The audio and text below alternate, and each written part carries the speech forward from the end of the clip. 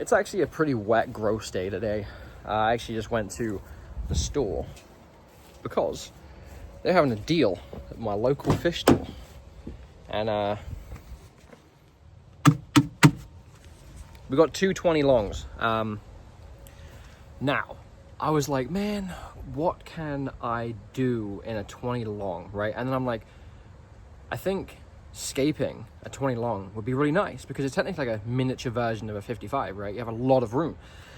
So I think I'm gonna do two 20s on top and then 220 longs, or 220 longs in the middle and then 220s on either side. But then we have another shelf down below. Remember that? No, we don't. We don't. This is the top shelf. Had a whole dilemma, unfortunately, at the hardware store where they sell the wood. Now, I online purchased just 2 half-inch 2x8s, okay? Well, they apparently didn't have 10 on hand like it said they did online. They had the next one up, which is an absolute behemoth of a piece of bloody plywood. I want to say it's 3/8.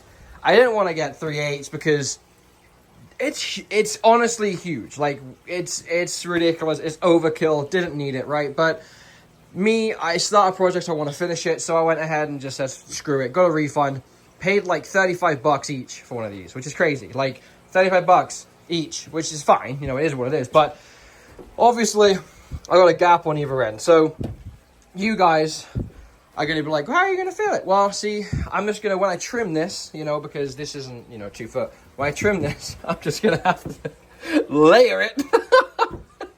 I have to layer it, or, you know, figure something out and like cut them equally, right? And then have like the space kind of get taken up by just cutting them and then putting them on the joists. Either way, I'm gonna have to fill that gap on both sides, up and down. And I did notice as well, down here, I probably should have put my supports on after I put the wood down, because now I'm gonna have to like get the jigsaw out. Not the jigsaw, but like the reticipating saw, whatever the bloody hell that saw is. Kind of shakes back and forth, and I'm gonna have to like make this a thing. I'm gonna have to measure where the 2x4 is in the front and the back, lay this down, and then cut out and like, you know, notch it in there. Or I just cut this in half and just notch out the sides. That's probably what I'm gonna do. I'm just gonna notch out the sides instead of doing one whole piece. Notch out the sides, cut it in half, and then just slide it in like a jigsaw puzzle.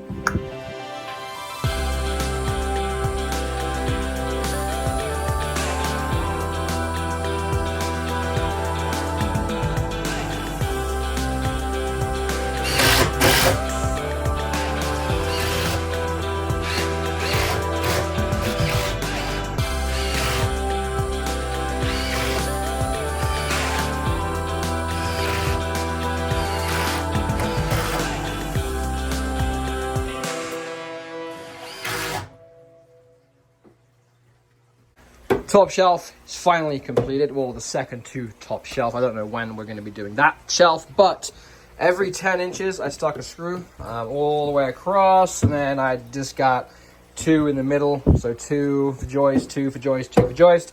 That is obviously where our center supports are.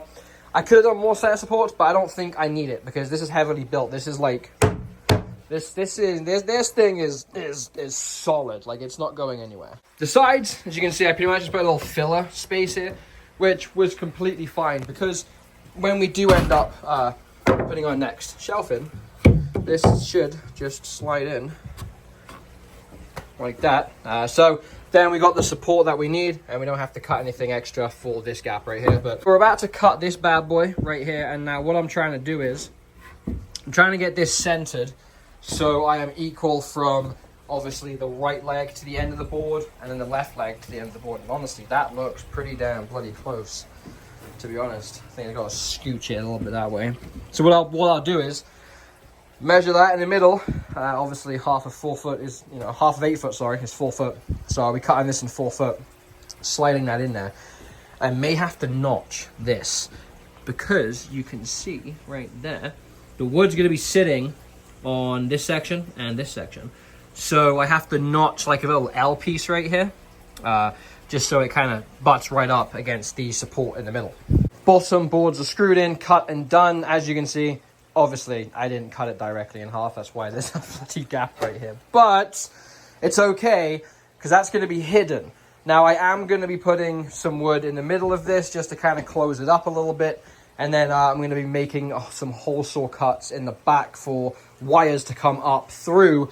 That way we can keep all of our cable management under control, because as you can see, that's not under control. That definitely isn't under control. I mean, look at this. We need to go through all of this. And before people start hating, that's fine. Don't worry. It's supposed to look like that. It's the whole theme of it. It's just like gross tan and water. That's nice. That's nice. That's nice. That's nice. That's nice. That's nice. That's nice. Don't hate. Okay, plus they don't even have the lights on, so it looks darker than it is. Anyway, you know, people in the comments are going to be like, God, clean your fish tanks. Dude, they are clean. They're just clearly not looking the best because of all the wood that's in them. So, you know, internet trolls, get out of my comment section. Finally, done. Dusted dealio. Now, as you can see down here, you can see my little patchwork. Yeah, so this is fine. Because at the end of the day, no tank is going to be sat in this section. I think the tank will actually probably only come like right here, roughly. But we are about to paint it. I know I said I'll let you guys decide if we paint it or we don't. But I'm just going to paint it. Now, I always use this color, and it sucks because the store where I get it from no longer has it ever. Like, they don't use it. And it's like, it says it's black, but it's not black. It's like this nice dark gray, and I dig that look so much. Also, don't judge this. I know what you're going to say. That tank's built incorrectly. It's not supporting the weight. I know. So, anyway, we're going to go ahead and paint. I have, like, maybe, like, this much paint in there. I'm going to have to really put one coat on and spread it real thin because I need this covered, because I can't have this look like this and the rest of them look like that. So, we're painting. The next time I tell y'all I'm building a new tank stand, just say noisy stop. Sean, please don't do it, because I've got paint everywhere, all over my hands, it's on the wall, it's bad. I am done painting tanks for the rest of my life. But good news, it officially is completely painted. Now, I have to show you a couple of things. When you're looking right on it, I literally just got done painting it. I know you're like, oh, that's really bad. I've got a vacuum still. It doesn't matter. Oh, those holes, you can see them. Yep, I know, you're right. But I'm only painting what you can see with your naked eye when I post a video, you know, from whatever view. You're not going to be under here, like, looking at like that. You're not going to be like that. So I ain't too worried about those. We did say that we were going to be using 2x4s, look, for instance, or 2x6s, to, like, kind of, you know, frame it in. So I'm going to try and stand this up without holding it. This is all going to be framed up, right? You know, where the corners are, not the corners, but the sides are having 2x6s like this. You're not going to see all of the, you know, the legs down here. You're not going to see that paint mark right there. You're not going to see that paint mark right there. I just noticed that piece. Hold up. Much better. So, yeah, you're not really going to see that kind of stuff. I do have a line here. I will admit it. That's where those two boards meet. I do have another board. You can kind of see that crease. And then coming over here, you can also see this crease too. I might do, you know, like a little second coat here. But the thing is, what sucks, we're out. Like, I only have, like, the surrounding stuff in the actual tub that I can work with. So I might scrape enough to kind of, you know, you can kind of see, like, some thin points. I would say definitely here. Like, that's a thin point for sure. So I really just kind of got to, you know, take her easy and spread the paint out as much. I can't help this stuff, unfortunately, unless I glob paint, you know, like inside that, because that's just the wood in general, you know what I mean? Finally, bloody did it. Yep, obviously, don't look at the floor. Just ignore that. We're just going to do, there you go, that's better. I can't see the ground. So I did end up getting the trim put on. I wasn't going to do it today, but I thought I'm already this close. The tank is painted. It's done. Let's just go ahead and just finish it tonight, you know. I did cut this, even though we're most likely going to be making another shelf, roughly maybe 30 inches from this shelf, to do small, shallow nano tanks. That way, I got enough room to, because I will be doing in another video, we're going to be redoing the plumbing on this side, and everything's going to be painted, because look, I'm that bad at these things. I just leave stuff.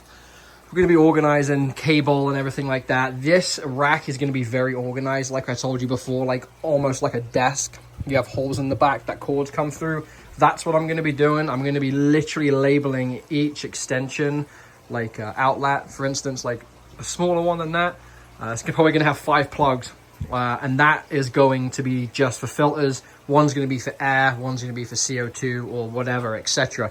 I want this to be as organized and nice as possible to the eye, because it's going to be the main attraction when you walk into the fish room. With this, just going to vacuum, and then I think we could start setting tanks on, but that's probably going to have to wait. We have to drag this out for one more video, right? I can't just be adding tanks on like the second day that we've been working on this. So I am going to get vacuuming, and then I will start getting my tanks together. I think I've got 2 in the car, 2 in the garage, and 2 in here. And then the lady, whenever she gets home, when she's free, she's going to help me drain the 50, take all the equipment off it, leave a little bit of water in just so the pea puffers can swim around and stuff. And then we're going to have to literally lift that and put it on the shelf. And then obviously this 50 is going down there. I'm just going to put a piece of glass over this, over the 2 overflow holes, and then just kind of silicone it. Hopefully it stays. I know you're supposed to do the glass on the inside so the water can kind of push against it, which makes a lot of sense, because if you put it on the outside, then, you know, the water's pushing the silicone away from the glass, if that makes sense. So if you ever do need to plug holes on a tank and you don't want to replace the whole back section or front section or whatever, make sure you do the, you know, little extra glass on the inside of the tank so the weight of the water is pushing against it, which should help it stay there longer. But anyway, I appreciate you guys tuning in. Thank you so much. And I'll see you in September.